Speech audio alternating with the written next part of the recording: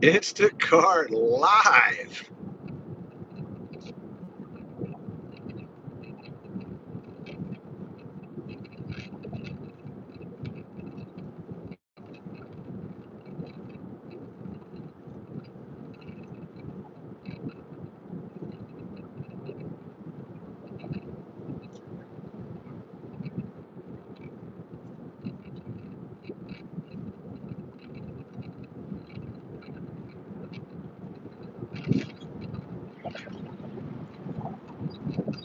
Uh-oh. Instacart live. What's going on?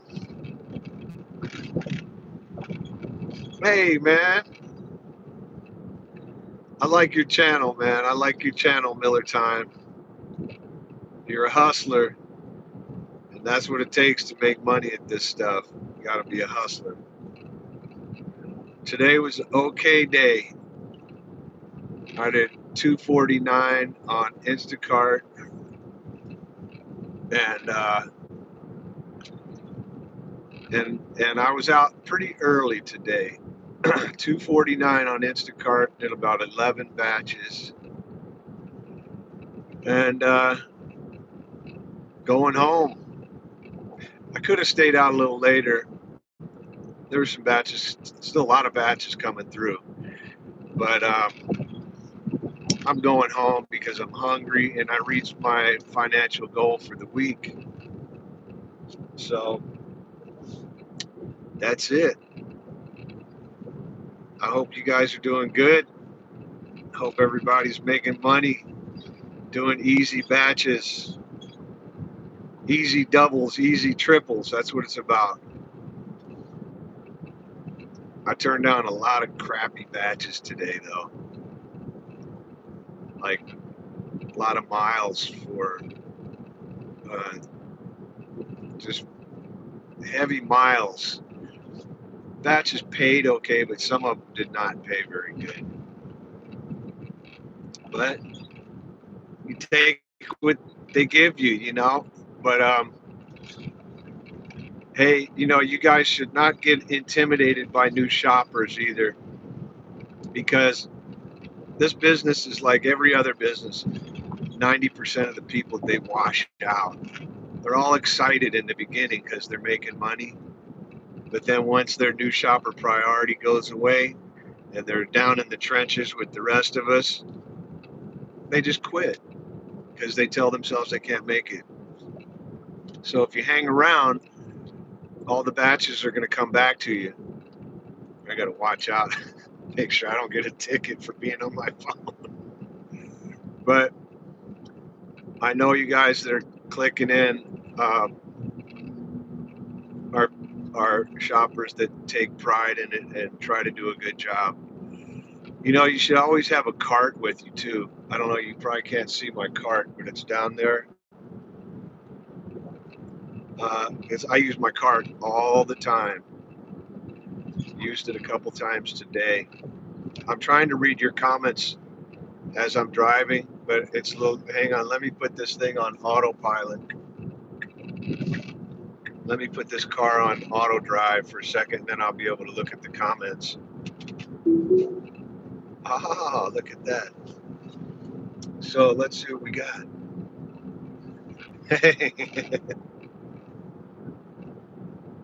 We're all old wolves, that's right.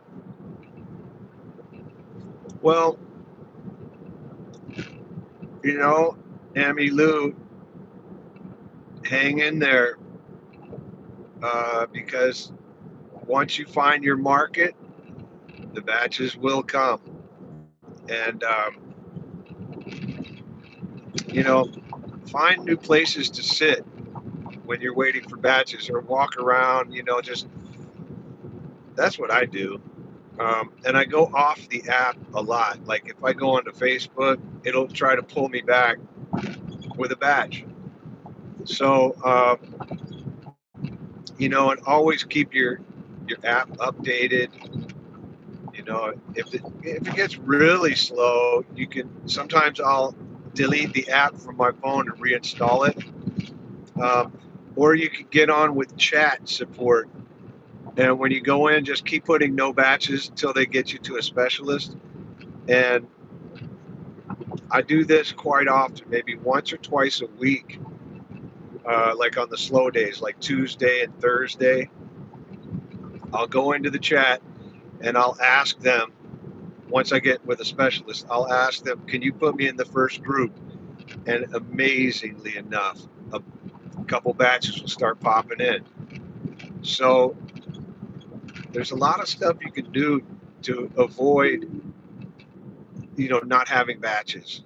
Um, and if it gets, really, really slow, you got to move to another area. Um, you know, or multi-app. I know a lot of you guys multi-app, so I multi-app too, but I just do Uber Eats. Um, so I had to take the car off auto drive because I'm kind of in some traffic. Let me get out of here a second. Hey, hey, look out for me. Um, Let me autopilot this thing so I can read the comments.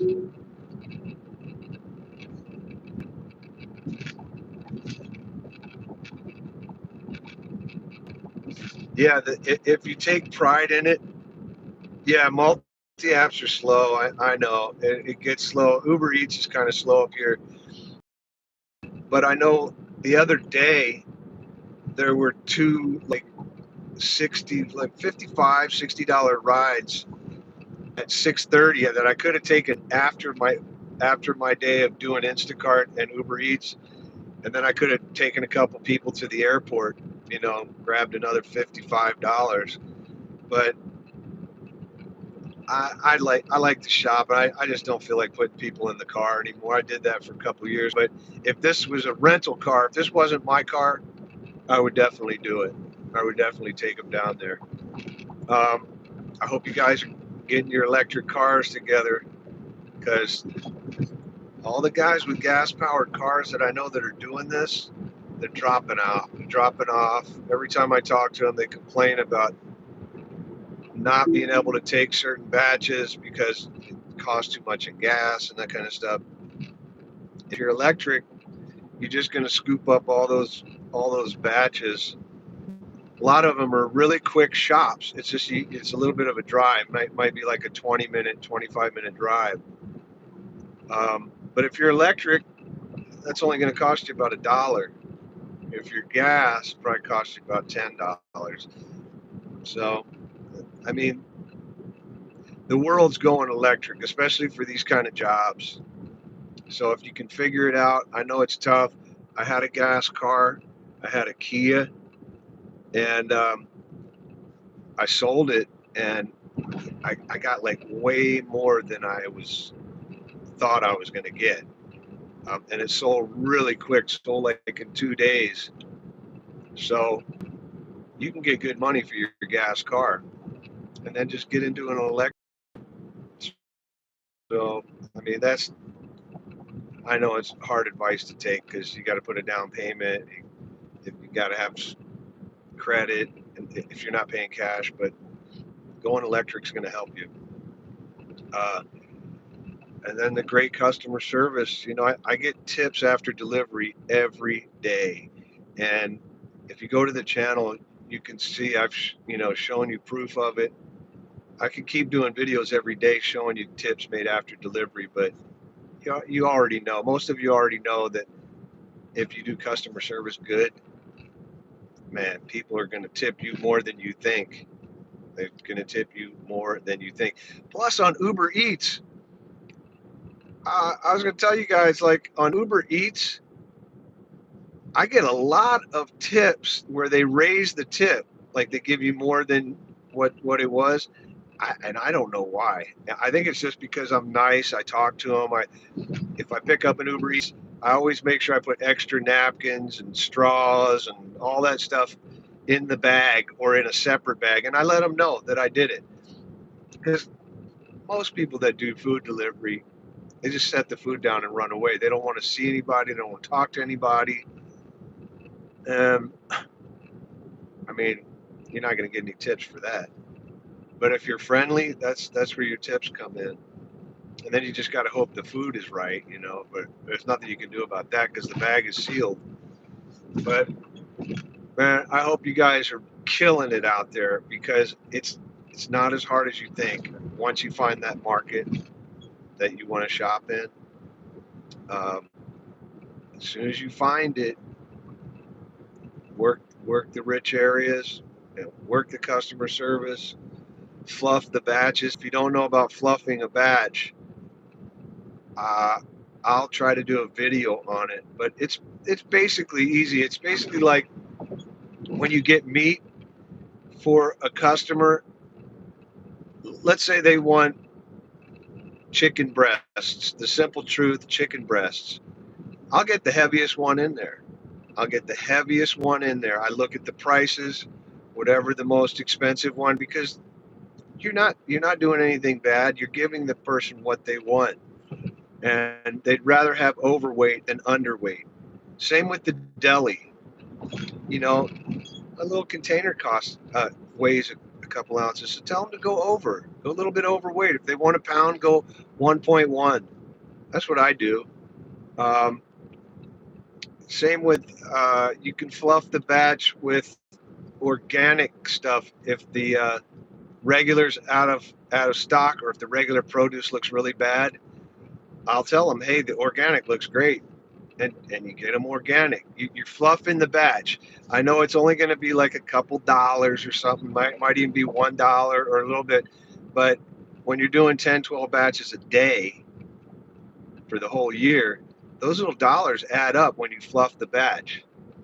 Um, like if you go to the meat counter or fish counter, you're getting them a piece of salmon, and tell the guy, make it. If they want a pound, make it a pound. Don't go under. Make it a pound or a little bit over. And usually the guy will say, "Hey, it's a little over. Do you mind?" Nope, I don't mind. It's perfect. Because if you ask the customer, they're going to say, most likely they're going to say that's fine. You know, if you go too far over, it's going to mess the price up, and sometimes the app won't let you buy it because it's too much money. But that doesn't happen very often. But you can always fluff the batch.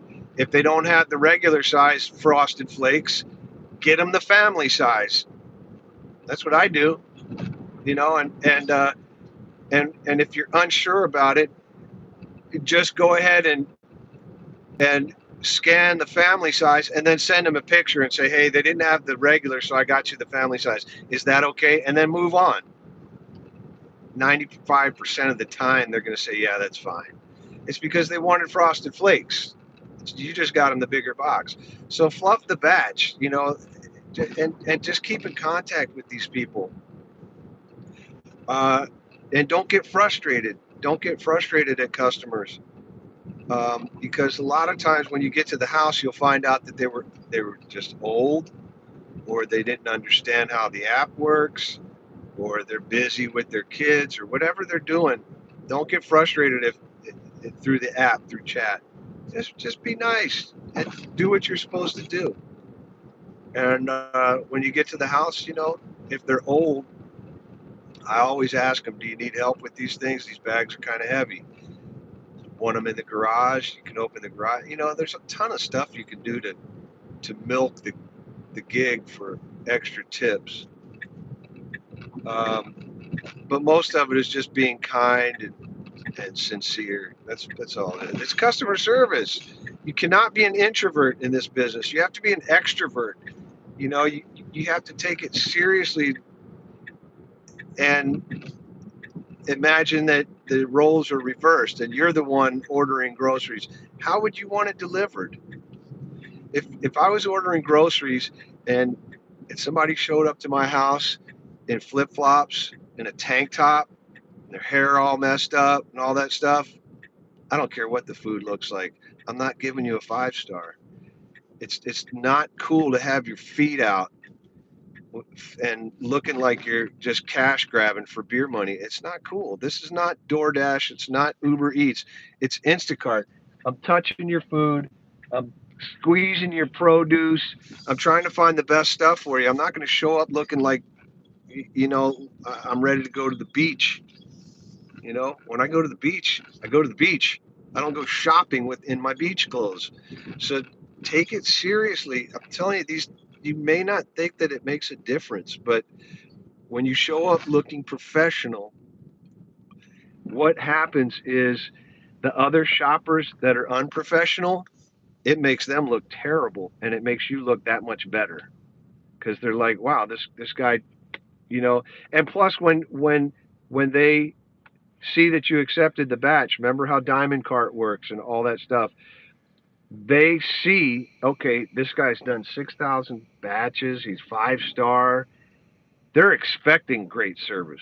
So all you have to do is just give it, and that's it. Anyway, guys, I'm home.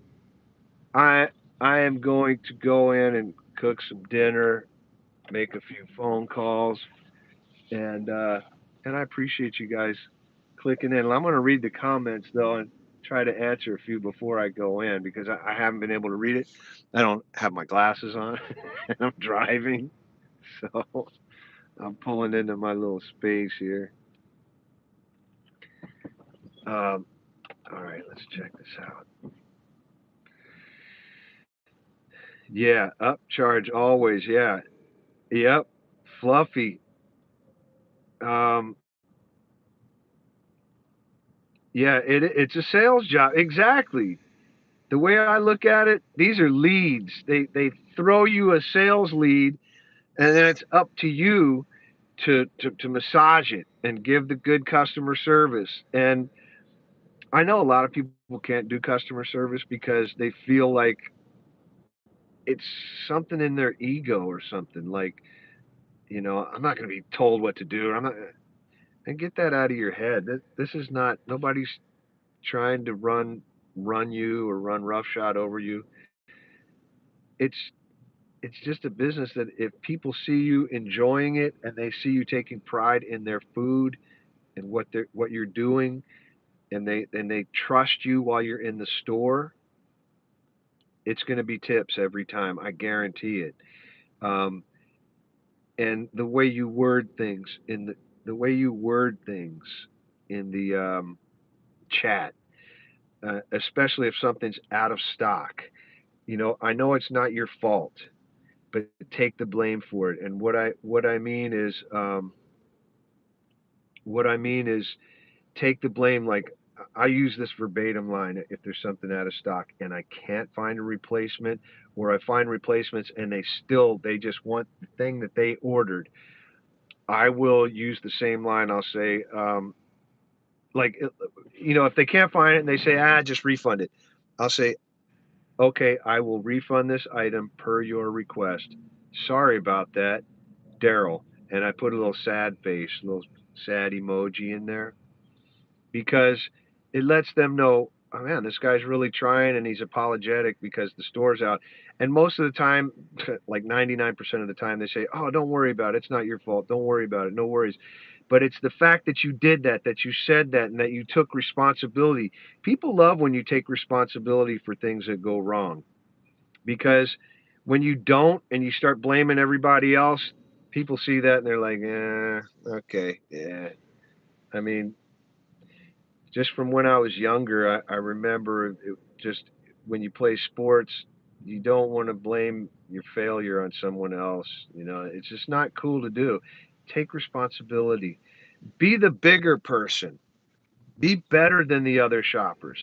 Here's another thing.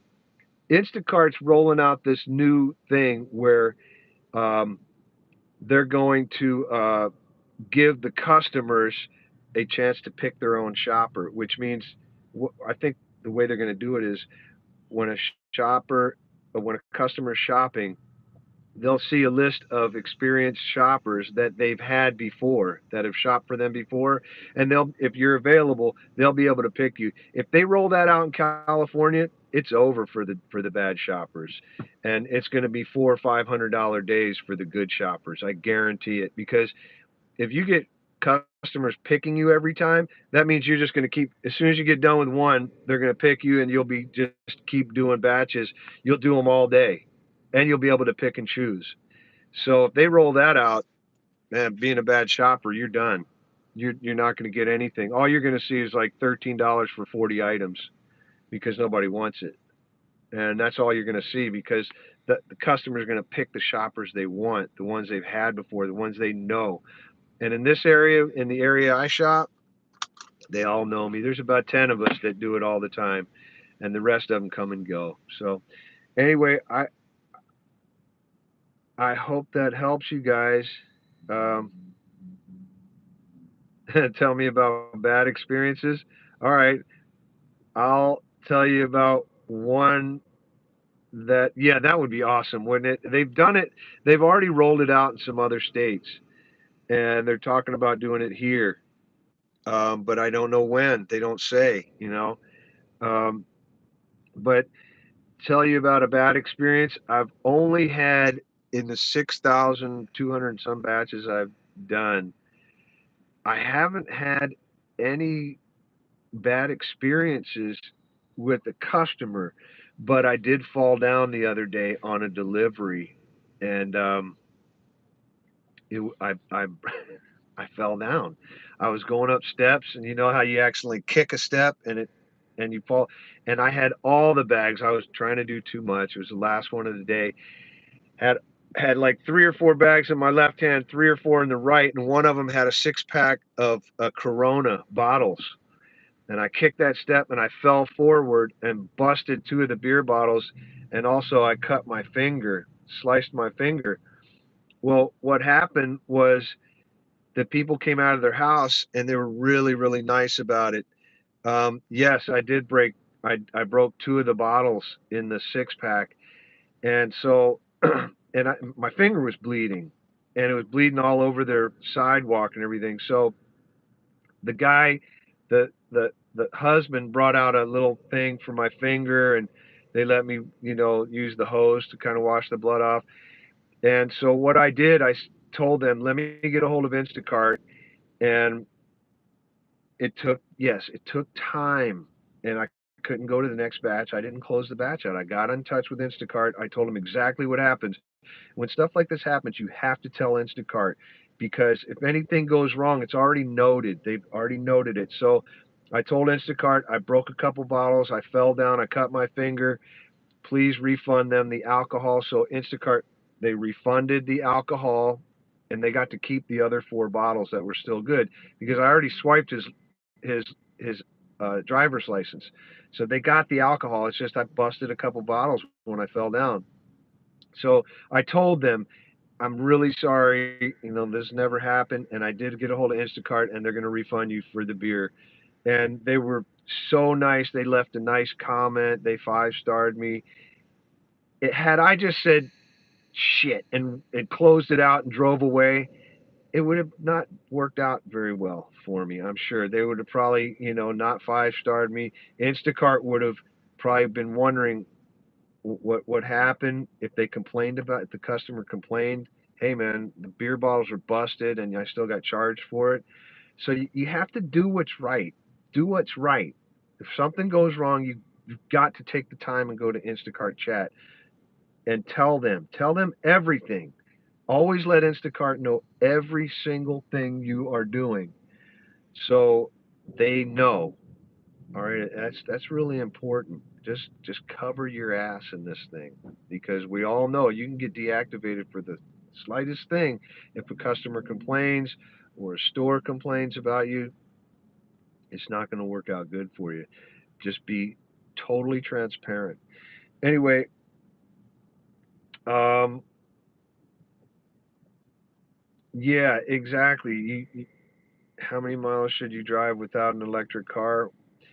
Well, I mean, if I still had the Kia, if I still had the Kia and I went to do a 20-mile delivery, getting 25 miles to the gallon, and I had a 20-mile delivery there and then 20 miles back, unless I shopped at the area around the delivery, that's 40 miles. That's going to be almost $10 in gas.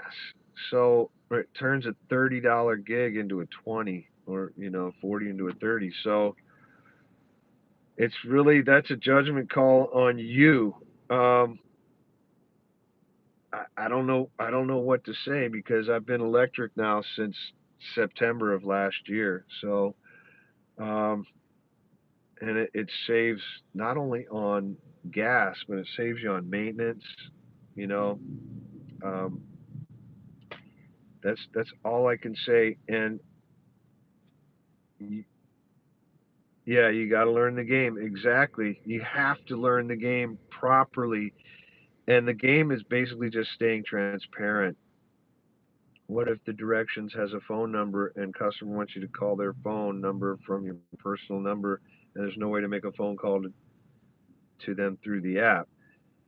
I tell them, I write in the chat, I say, unfortunately, and I do this verbatim, because in the chat, Instacart can see everything and they will read everything if there's a problem. They're going to go into that and they're going to read all those notes. I just tell the customer, unfortunately, Instacart policy will not allow me to call you to go off the app and contact you. That's why they have a little phone thing inside the app. And when you call them, your number is cloaked. They don't see your real number and you don't see theirs if they call you back, right? And you never leave your number. You don't have to because the app is set up that if they call you back, they'll have a number to call you back and it'll go directly to you because I've done it before. So you just have to tell them, and I've had them even say to me, "Well, other shoppers, I don't care what other shoppers do. I don't care. I have nothing to do with any other shoppers. I stay strictly with Instacart policy. I do exactly what Instacart tells me to do when it comes to this job. And I'm transparent. If anything goes wrong, you get on chat and you tell them what's going on. That's all you have to do. If a customer says, "No, I need you to call me from your number," just say, "Sorry, I can't do it." And if I've never had it become a problem, but if it ever did, you just tell Instacart. You say, "Hey, this person keeps wanting me to call them from off the app for some reason. I don't know why, but I can't deliver, or I've already delivered, or whatever it is." Just make sure that you do what Instacart would want you to do. That's all I'm saying. Be transparent with it. Yeah, I know. Gas is the same here. Something about Samantha. It's the same here. But yeah, you never give your number to anyone. You never text them off the app. Everything can be done through the app. That's why I like it so much. Um, and I always follow that rule. Yeah, $1 or more per item, unless I know the store really good, Samantha. I if I know that some of the stores I shop, once I look at the list, when you take the batch and you hit whatever, you can look at it before you start shopping or whatever. But once I take the batch, if I look in there and it's a store I know where every single item is. I can see it in my head. Okay, I know where that is. Blah blah blah blah blah. I'll take a batch that's maybe 20 for 30 items because or 30 35 for 40 items or 45. I might break the rule a little bit because I know I can get in and out of there really fast. I'm not going to be searching for anything. But if it's a store I don't know, like Ear One or Super Sal or Bristol Farms or something like that, dollar per item. I'm not going worse than that because then you're gonna just spend time looking for stuff, and it starts to get on your nerves after a while, because you're looking for everything, and then you have to old school shop it. Because grocery stores are basically all the same. They keep everything in certain areas. But yeah, that's the only time I break the rules is if you know the store really, really good. You can breeze through it. Um, wow, gas is cheap in upstate New York. I wish it was 350 here. So, oh, thank you. Yeah, yeah. Has anyone ever invited you into their home? I've had a few weird experiences with that. I felt awkward, but I wanted a good tip. Yeah, they'll invite me in to bring the groceries in and put them on the counter. But um, if it was anything, outside of just doing their grocery shopping, like come in and have a beer. No, I'm not. No, don't ever do that. Don't ever mix pleasure and business. It's not a good thing to do. Stay professional because they're going to respect you for that. Like if they say, "Hey, you want a hit of this?" No, no, thanks, man. I'm working right now. It goes against policy. It goes against all policy, not just Instacart, but you're driving. So no, um, I would never ever do that. And yeah, I've heard of that happening with some people doing that. And uh, yeah, if they right, Shell, that's the only time I come into their house is if it's an elderly person or handicapped person or someone who's uh, came out of an operation, they can't lift anything. Yeah, as a female, I don't know if I would go inside a house either. Especially if it was just guys in there and it was like a fraternity house and you're delivering beer. No, because they can lift their own stuff. But if it's an old elderly couple, then you can feel safe going in there. A couple times I felt a little unsafe because of the dogs. People had dogs, and I love dogs, but you know how it is when a dog doesn't know you and they feel like you're threatening their owner, they'll come at you. So you have to make sure, but people are cool about that, and they restrain their dogs, and they're cool about it. Um, yeah, I mean, at some point, right, carry pepper spray on your keychain, right, and you know, at some point, the rating thing. Here's how I look at the rating thing. I'm 5 star with and all my low ratings are gone. There's nothing there. So I actually have one to give, right? I have one to take. So if a customer gets to a point where you feel like you're going to get a bad rating, just be as nice as you can, be as kind and polite according to Instacart policy, exactly what Instacart would want you to do. And then just if anybody says anything to you like, "Hey, I'm going to give you a bad," go for it.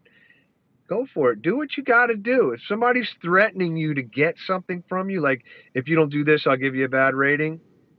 Say, all right, that's cool. You do whatever you got to do, but I'm not going to do that. I was hired to shop for you, to do the best job I can, and deliver the groceries. I wasn't hired to come in and party with you, or uh, help you cook food or whatever. I don't know what else it would be, but just let them know at some point. And there's been a lot of times where I'm like, whatever. If you think I did a bad job, then do what you feel is necessary. I don't care because I do enough batches that 50 batches, 100 batches is nothing. That rating will come right off. It'll come right off. Same with the cancellation rate. When you see a big number come through, you don't have time to look at the batch because there's too many shoppers that are swiping it. You just got to grab it real quick.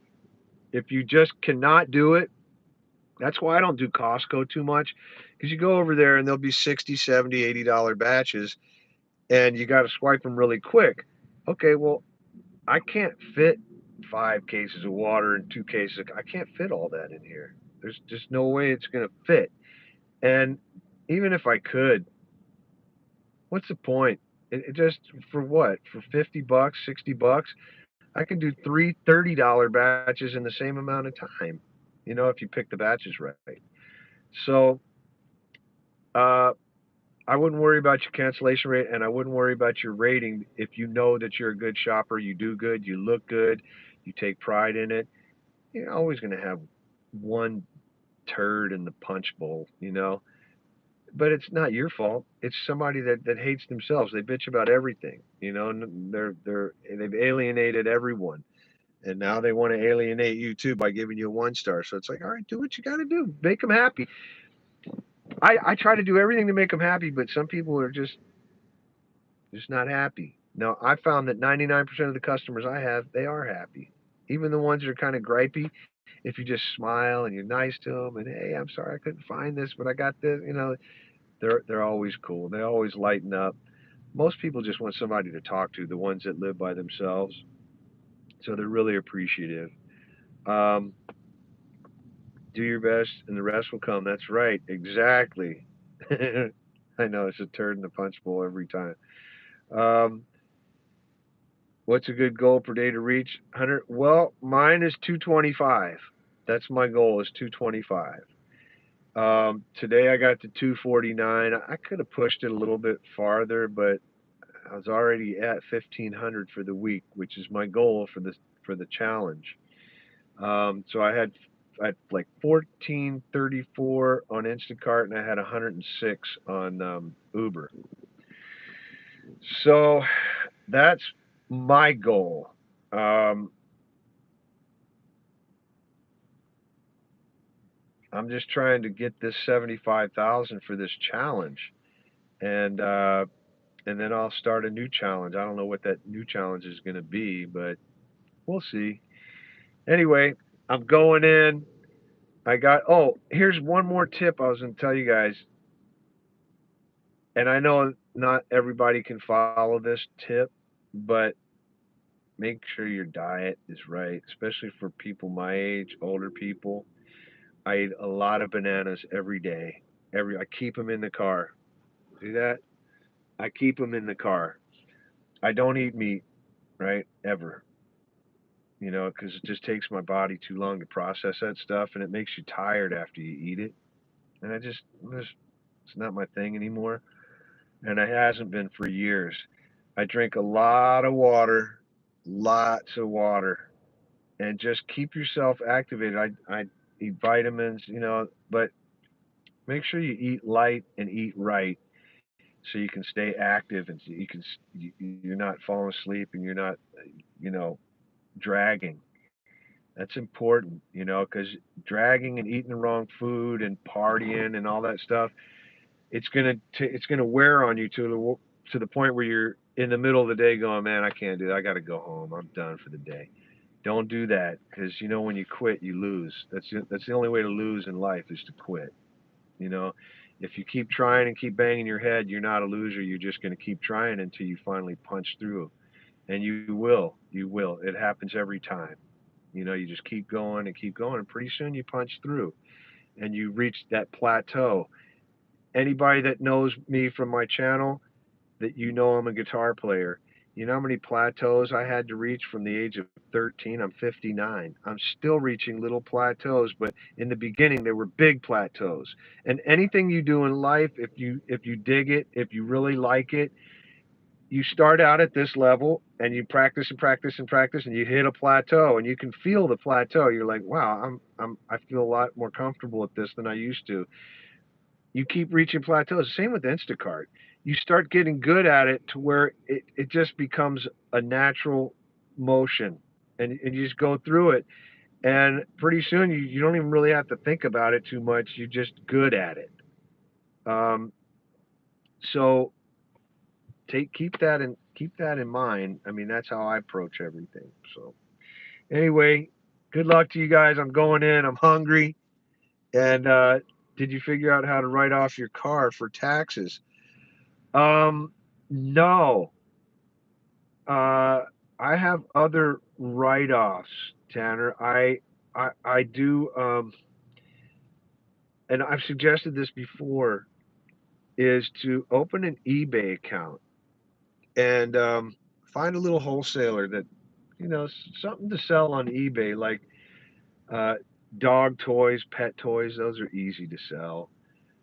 Tools are easy to sell, and there's a couple wholesale tool uh, places and you can buy wholesale. If you live in California, you live in Southern California, you can go to Carson. There's a bunch of wholesalers down there, and just buy a little, take a couple $100 and start selling stuff on eBay.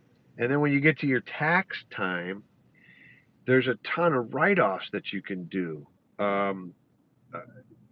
You can write off your computer. You can write off the tape, the scissors, the stamps, the packing material, the cost of the product itself. And this will whittle down your taxes every time. And you just do stuff like that. You know, get creative with your taxes, but find the write-offs.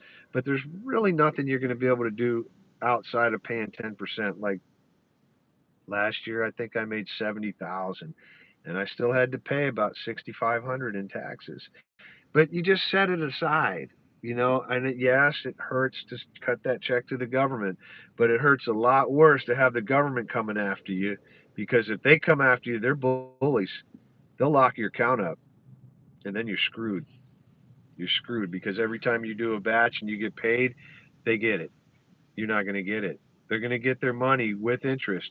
So pay the government. I know it sucks, but take the money and put it aside. Even if it's, you know, if you're making say 1,000 a week, put $100 aside. Just like, you know, there's a couple ways that I do it. You can uh, just throw it into your savings account and leave it in there. And on tax time, you put it in your checking and write the check. Or you could just take $100 bill every week, put it in a piggy bank, hide it in your house, whatever you got to do. But the taxman, they got to get their money, and that's your Social Security anyway. So you kind of want to pay it. You know, I mean, hopefully you all get old and you're going to want that Social Security. So just pay it. You know, it's worth it to just pay it. But as far as write-offs, uh, you have a gas allowance, so you really don't have to do all that Everlance and keeping track of your gas. If your accountant knows what he's doing, there's a gas allowance, and it's a percentage or it's a number, it's a figure. I forget what it is, um, but it'll give you the max write-off for your car. Uh, and you can write off brake jobs and that kind of stuff too, but yeah, yeah. Um, yes, it's currently. I don't like the batches we sent. We're sending you less. Don. Oh, okay. Um, yeah. So that's basically it. But anyway, thank you guys for clicking in, and this was fun. Maybe I'll go live again. All right. All right. I'll talk to you later. I love you guys, and good luck to everybody.